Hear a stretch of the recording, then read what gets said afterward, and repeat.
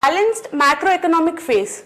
So recently few economists have described India as being in balanced macroeconomic situation.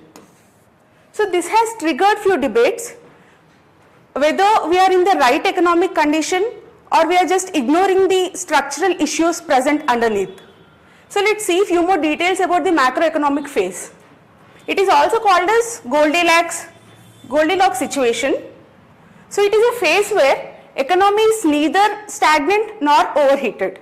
So that means the growth is stable and sustainable. So let's see the macroeconomic parameters associated with this Goldilocks situation. So if we see the economic output or the growth is sufficient so that enough employment is generated in the economy. And also inflation remains within the central bank's tolerance band. That is, in case of India, it is 4 plus or minus 2%. And other economic parameter, that is the interest rate, it remains stable so that investment occurs in the economy. So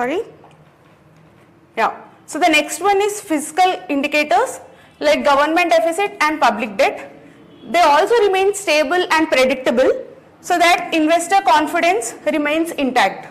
If we see these macroeconomic features in absolute terms, GDP growth rate would be around 7% or higher. Inflation rate would be up to 4 to 5%. Current account deficit should be below 2.5% of the GDP and currency would be stable. So all these conditions indicate that there would be no macroeconomic crisis in the near future. But this does not say that there are no underlying structural issues. So there could be a prelims related trap here. That means, does the balanced macroeconomic phase indicate the universal prosperity?